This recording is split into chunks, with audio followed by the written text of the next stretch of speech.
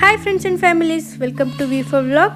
ಎಲ್ಲರೂ ಹೇಗಿದ್ದೀರಾ? ಎಲ್ಲರೂ ಚೆನ್ನಾಗಿದ್ದೀರಾ ಅಂತ ಅಂದ್ಕೊಂಡು ಇವತ್ತಿನ ವ್ಲಾಗ್ನ ಸ್ಟಾರ್ಟ್ ಮಾಡ್ತಾ ಇದ್ದೀನಿ. ನೀವೇನಾದರೂ ಈ ವಿಡಿಯೋನ ಫಸ್ಟ್ ಟೈಮ್ ನೋಡ್ತಾ ಇದ್ದರೆ ಸಬ್ಸ್ಕ್ರೈಬ್ ಮಾಡ್ಕೊಳ್ಳಿ. ನಾನು ಹಾಕೋ ಎಲ್ಲ ವೀಡಿಯೋಸು ನಿಮಗೆ ಫಸ್ಟ್ ಬರುತ್ತೆ. ಆ ವಿಡಿಯೋ ನೋಡ್ತಾ ಇರುವಾಗಲೇ ನಿಮಗೊಂದು ಐಡಿಯಾ ಬಂದಿರಬೇಕು. ಟ್ರೈನ್ ಕಾಣಿಸ್ತಿದೆ, ಟ್ರೈನಲ್ಲೆಲ್ಲ ಹೋಗ್ತಾ ಇರೋ ಹಾಗೆ. ಹೌದು, ನಾವು ಬೆಂಗಳೂರಿಂದ ಚಿಕ್ಕಮಗಳೂರಿಗೆ ಹೋಗ್ತಾ ಇದ್ದೀವಿ. ಸ್ವಲ್ಪ ಅರ್ಜೆಂಟ್ ಕೆಲಸ ಇದ್ದಿದ್ದರಿಂದ ನಾನು ರುಚಿಕಾ ಮತ್ತು ಮಿತ್ವ ಟ್ರೈನಲ್ಲಿ ಚಿಕ್ಕಮಗಳೂರಿಗೆ ಹೋಗ್ತಾ ಇದ್ದೀವಿ. ಮಿತ್ವ ಟ್ರೈನಿಗೆ ಹತ್ತಿ ಸ್ವಲ್ಪ ಟೈಮಲ್ಲೇ ಮಲ್ಕೊಂಡು ಎದ್ಬಿಟ್ಲು. ಇಲ್ಲೊಂದು ಸ್ವಲ್ಪ ಸ್ಟಾಪ್ ಮಾಡಿದ್ರು, ಯಾವುದೋ ಇನ್ನೊಂದು ಟ್ರೈನ್ ಹೋಗ್ತಿತ್ತು ಅಂತ ಹೇಳ್ಬಿಟ್ಟು. ಅದಕ್ಕೆ ಅವರು ಆರಾಮಾಗಿ ಕೂತ್ಕೊಂಡು ಆಚೆ ಎಲ್ಲ ನೋಡ್ತಿದ್ರು. ಅಂದರೆ ಇವರಿಬ್ಬರು ಸ್ವಲ್ಪ ಸೈಲೆಂಟಾಗಿ ಇರೋದ್ರಿಂದ ನನಗೆ ಟ್ರಾವೆಲ್ ಮಾಡೋಕ್ಕೆ ಅಷ್ಟೊಂದೇನು ಹಿಂಸೆ ಅನಿಸಲ್ಲ. ಇಬ್ಬರು ಮಕ್ಕಳು ಕರ್ಕೊಂಡು ಟ್ರೈನಲ್ಲೆಲ್ಲ ಟ್ರಾವೆಲ್ ಮಾಡೋದು ತುಂಬ ಕಷ್ಟ ಅಂತ ಅಂತಿರ್ತಾರೆ ತುಂಬ ಜನ. ಬಟ್ ಅದೇ ಇವರು ಸ್ವಲ್ಪ ಸೈಲೆಂಟಾಗಿ ಇರೋದ್ರಿಂದ ನನಗೆ ಅಷ್ಟೊಂದೇನು ಕಷ್ಟ ಅಂತ ಅನಿಸಲ್ಲ. ಚೆನ್ನಾಗಿರುತ್ತೆ, ಏನೋ ಒಂಥರ ಜರ್ನಿ ಕೂಡ ಇವ್ರ ಜೊತೆ. ಪಕ್ಕದಲ್ಲಿ ಟ್ರೈನ್ ಹೋಗಿದ್ದು ನೋಡಿಬಿಟ್ಟು ಮಿತ್ತು ತುಂಬ ಎದುರುಕೊಂಡ್ಬಿಟ್ಲು, ಜೋರಾಗಿ ಸೌಂಡ್ ಆಯ್ತದು. ಇವರಿಬ್ಬರು ಮಧ್ಯೆ ಯಾವುದ್ರಲ್ಲಿ ಕೋಆರ್ಡಿನೇಷನ್ ಇದೆಯೋ ಇಲ್ಲೋ ಗೊತ್ತಿಲ್ಲ. ಈ ಫೋನ್ ನೋಡೋದ್ರಲ್ಲಿ ಮಾತ್ರ ಭಾರಿ ಕೋಆರ್ಡಿನೇಷನ್ ಇದೆ. ಎಷ್ಟು ಚೆನ್ನಾಗಿ ಕೂತ್ಕೊಂಡು ನೋಡ್ತಾರೆ ನೋಡಿ. ಫೈನಲಿ 12 ನಾವು ಕಡೂರಿಗೆ ಬಂದ್ವಿ. ಅಲ್ಲಿಂದ ಚಿಕ್ಕಮಂಗ್ಳೂರು ಬಸ್ ಹತ್ತಿ ಬಂದ್ವಿ. ಇನ್ನೇನು ನಮ್ಮ ಚಿಕ್ಕಮಂಗ್ಳೂರಿಗೆ ಎಂಟ್ರಿ ಆದರೆ ಕೇಳಬೇಕಾ, ಮಳೆ ಮಳೆ ಮಳೆ. ಇಲ್ಲಿ ಇನ್ನೂ ಮಳೆ ನಿಂತೇ ಇಲ್ಲ. ಎಲ್ಲ ಕಡೆ 3 months ಮಳೆಗಾಲ ಆದರೆ ನಮ್ಮ ಚಿಕ್ಕಮಂಗ್ಳೂರಿಗೆ ಮಾತ್ರ 4 to 5 months ಮಳೆಗಾಲ ಇರುತ್ತೆ. ಆದರೂ ಏನು ಹೇಳಿ, ನಮ್ಮೂರು ನೋಡಿದ್ರೆ ಏನೋ ಒಂಥರ ಖುಷಿ ಆಗುತ್ತೆ ಅಲ್ವಾ. ಯಾರಾದರೂ ಚಿಕ್ಕಮಂಗ್ಳೂರವರು ವೀಡಿಯೋಸ್ ನೋಡ್ತಾ ಇದ್ದರೆ ಕಮೆಂಟ್ ಮಾಡಿ. ಇಲ್ಲೆಲ್ಲ ನನಗೆ ಸಾಕಷ್ಟು ಮೆಮೊರೀಸ್ ಇದೆ. ನನ್ನ ಕಾಲೇಜ್ ಡೇಸಲ್ಲಿ ನಾನು ತುಂಬಾ ಚಿಕ್ಕಮಂಗ್ಳೂರು ಸುತ್ತುತ್ತಿದ್ದೆ. ಅಂದರೆ ಸುಮ್ಮನೆ ಅಲ್ಲ, ಏನಾದರೂ ಕೆಲಸ ಇದ್ದರೆ ಮಾತ್ರ ಸುತ್ತುತ್ತಿದ್ದೆ. ಬಂತು ನೋಡಿ ನಮ್ಮ ನಾಗಲಕ್ಷ್ಮಿ ಟಾಕೀಸ್. ಬೆಂಗಳೂರಲ್ಲೆಲ್ಲ ಥಿಯೇಟರ್ ಅಥವಾ ಮಲ್ಟಿಪ್ಲೆಕ್ಸ್ ಅಂತ ಅಂತಾರೆ. ನಮ್ಮ ಕಡೆ ಎಲ್ಲ ನಾವು ಟಾಕೀಸ್ ಅಂತಲೇ ಅನ್ನೋದು. ಗುರುನಾಥ ಟಾಕೀಸ್, ನಾಗಲಕ್ಷ್ಮಿ ಟಾಕೀಸ್ ಈ ಥರನೇ ಹೇಳ್ತಿದ್ದಿದ್ದು. ಚಿಕ್ಕಮಂಗ್ಳೂರಲ್ಲಿ ಇರೋದು ಒಂದು 3-4 ಟಾಕೀಸ್ ಇದೆ ಅಷ್ಟೇ. ಅದರಲ್ಲೂ ಈಗ ಒಂದು 2-3 ಇಲ್ಲ. ಬಂತು ನಮ್ಮ ಚಿಕ್ಕಮಂಗ್ಳೂರು ಬಸ್ ಸ್ಟ್ಯಾಂಡ್. ನಮ್ಮೂರಿಗೆ ಹೋಗೋಕ್ಕಂತೂ ಆಟೋಗಳು, ಬಸ್ಗಳು ಎಲ್ಲ ತುಂಬ ಇರುತ್ತೆ. ಅಣ್ಣನೇ ನಮ್ಮನ್ನು ಪಿಕಪ್ ಮಾಡೋಕ್ಕೆ ಬಂದಿದ್ದ. ಅವನ ಜೊತೆನೇ ಮನೆಗೆ ಹೋದ್ವಿ. ನಾನು ಚಿಕ್ಕಮಂಗ್ಳೂರಲ್ಲಿ ಒಂದು ವೀಕೇನೋ ಉಳ್ಕೊಂಡಿದ್ದೆ. ಅದೇ ಅಮ್ಮಂಗೆ ಹುಷಾರಿಲ್ಲ ಅಂತ ಹೋಗಿದ್ದು, ಆದರೆ ನಂದು ಬೇರೆ ಕೆಲಸಗಳಿತ್ತು, ಹಂಗಾಗಿ ಅಲ್ಲೇ ಉಳ್ಕೊಂಡಿದ್ದೆ. ಊರಲ್ಲಿದ್ದರೆ ರೊಟ್ಟಿ ಕಡುಬು ಎಲ್ಲ ಜಾಸ್ತಿನೇ ಮಾಡ್ತಿರ್ತಾರೆ ಅಮ್ಮ. ಅಂದರೆ ನಾನಿಲ್ಲಿ ಸ್ವಲ್ಪ ಕಮ್ಮಿನೇ. ಕಡುಬಂತೂ ನಾನು ಮಾಡೋದೇ ಇಲ್ಲ, ನಂಗೆ ಮಾಡೋಕ್ಕೆ ಬರಲ್ಲ. ರೊಟ್ಟಿ ಮಾಡ್ತಿರ್ತೀನಿ ಅವಾಗವಾಗ, ಬಟ್ ಇಷ್ಟು ಚೆನ್ನಾಗಿ ಮಾಡೋಕ್ಕೆ ಬರಲ್ಲ ರೊಟ್ಟಿ ನನಗೆ. ಊರಲ್ಲಿದ್ದರೆ ಆರಾಮಾಗಿರ್ತೀನಿ ತಿನ್ಕೊಂಡು ಉಣ್ಕೊಂಡು.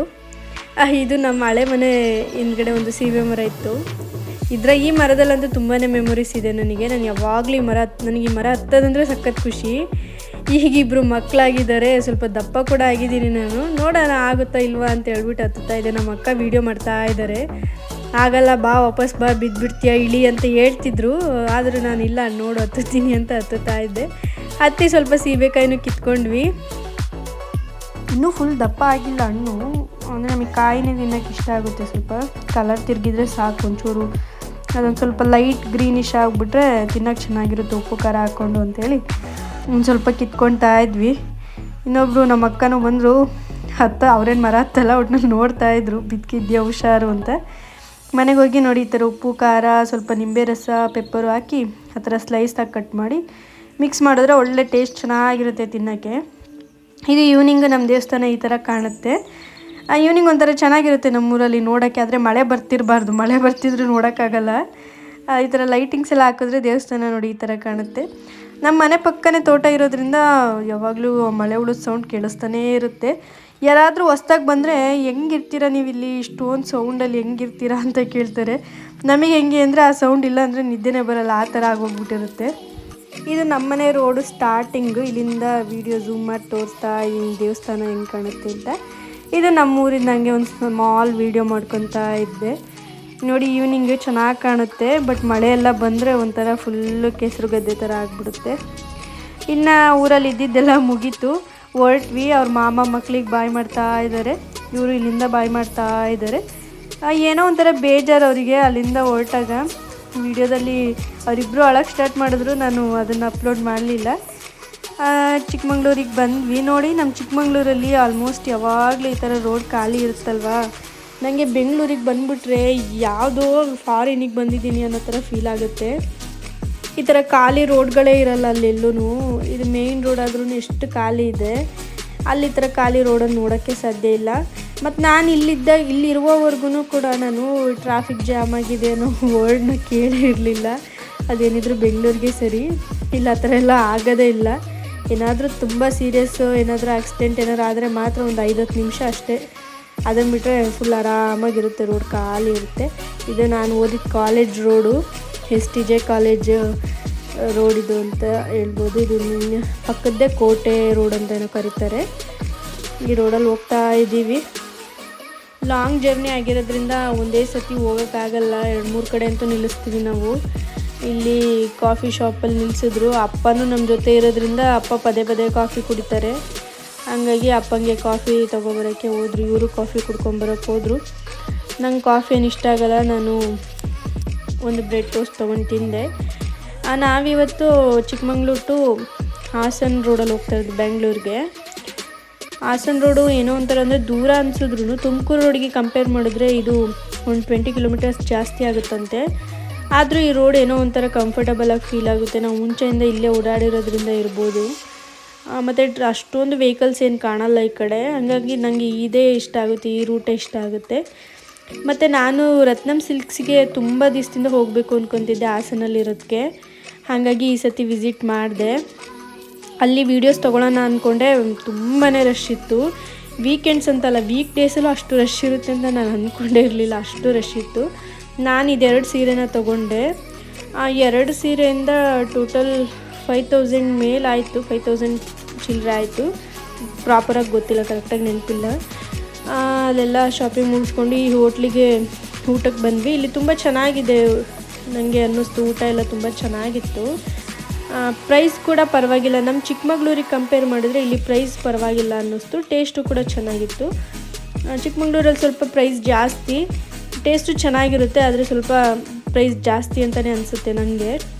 ಊಟ ಬರೋವರೆಗೂ ಇಬ್ಬರೂ ಹಿಡಿಯೋಕ್ಕಾಗಲ್ಲ ನನಗೆ.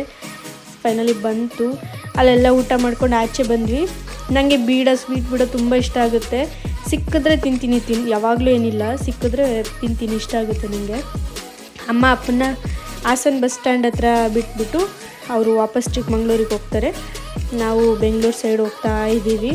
ಈ ಥರ ಖಾಲಿ ಇರಬೇಕು ರೋಡು, ನನಗೆ ಆವಾಗ ಖುಷಿ ಆಗುತ್ತೆ. ನನಗೆ ಈ ರೋಡ್ಗಳನ್ನೆಲ್ಲ ನೋಡಿದಾಗ ಅನಿಸುತ್ತೆ ನಮ್ಮ ಕರ್ನಾಟಕ ಎಷ್ಟು ಡೆವಲಪ್ ಆಗ್ತಿದೆ ಅಲ್ವಾ, ಯಾವ ಫಾರಿನ್ ಕಂಟ್ರೀಸ್ಗೂ ಕಮ್ಮಿ ಇಲ್ಲ ಅನ್ನೋ ಥರ ಅನಿಸುತ್ತೆ. ಎಷ್ಟು ಚೆನ್ನಾಗಾಗಿದೆ ಅಲ್ಲ ಈ ರೋಡ್ಗಳೆಲ್ಲ. ಇದೇ ಥರ ಮೇಂಟೆನೆನ್ಸ್ ಮಾಡ್ಕೊಂಬಂದರೆ ಚೆನ್ನಾಗಿರುತ್ತೆ ಇಲ್ಲೆಲ್ಲ. ಆಮೇಲೆ ಫೈನಲಿ ಟೋಲ್ಗಳು ಬಂತು. ಈ ಟೋಲ್ ಮೇಲೆ ನೋಡಿ ಎಷ್ಟು ಹಕ್ಕಿಗಳಿದ್ದಾವೆ. ಇವೆಲ್ಲ ಹಂಚಿನ ಕೆಳಗಡೆ ಮನೆ ಮಾಡ್ಕೊಂಡಿದ್ವೋ ಏನೋ ಗೊತ್ತಿಲ್ಲ ಪಾಪ, ಈಗೆಲ್ಲ ನೆಟ್ ಹಾಕ್ಬಿಟ್ಟಿದ್ದಾರೆ ಅಲ್ಲಿ ಹಕ್ಕಿಗಳು ಹೋಗ್ದಂಗೆ. ಅದಕ್ಕೆ ಪಾಪ ಅವೆಲ್ಲ ಮೇಲ್ಗಡೆ ಕುತ್ಕೊಂಡ್ಬಿಟ್ಟಿದ್ದಾವೆ. ಆದರೂ ನೋಡೋಕ್ಕೇನೋ ಒಂಥರ ಚೆನ್ನಾಗಿ ಕಾಣಿಸ್ತಿತ್ತು ಹಕ್ಕಿಗಳು. ಮತ್ತು ಸ್ವಲ್ಪ ಮುಂದೆ ಬಂದರೆ ಇನ್ನೊಂದು ಟೋಲ್ ಹತ್ರ ಈ ಥರ ಹಕ್ಕಿಗಳು ತುಂಬ ಹಾರಾಡ್ತಿತ್ತು. ಇದು ಯಾಕೆ ಹಿಂಗೆ ಹಾರಾಡ್ತಿದೆ ಅಂತ ನನಗಂತೂ ಅರ್ಥ ಆಗಲಿಲ್ಲ. ನೋಡೋರೆಲ್ಲ ಅದನ್ನು ನೋಡ್ಕೊಂಡು ಹೋಗ್ತಿದ್ರು, ಚೆನ್ನಾಗಿ ಕಾಣಿಸ್ತಿತ್ತು. ಅದು ಯಾಕೆ ಅಂತ ಗೊತ್ತಿಲ್ಲ, ಒಟ್ನಲ್ಲಿ ಚೆನ್ನಾಗಿ ಕಾಣಿಸ್ತಿತ್ತು.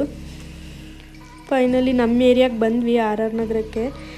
ಬರೋಷ್ಟೊತ್ತಿಗೆ ಚಿಕ್ಕಮಂಗ್ಳೂರಿಂದ ಇಲ್ಲಿಗೆ ಬರೋಷ್ಟೊತ್ತಿಗೆ 7 o'clock ಹತ್ತತ್ರ ಆಗಿತ್ತು. ಇದು ಇವತ್ತಿನ ವ್ಲಾಗ್ ಆಗಿತ್ತು. ಇಷ್ಟ ಆದರೆ ಲೈಕ್ ಮಾಡಿ, ಶೇರ್ ಮಾಡಿ, ಸಬ್ಸ್ಕ್ರೈಬ್ ಮಾಡ್ಕೊಳ್ಳಿ. ನನ್ನ ಹೊಸ ವೀಡಿಯೋಗಳು ನಿಮಗೆ ಫಸ್ಟ್ ಬರುತ್ತೆ. ಒಂದು ಕಮೆಂಟ್ ಮಾಡಿ ವಿಡಿಯೋ ಹೇಗಿತ್ತು ಅಂತ. Thank you for watching.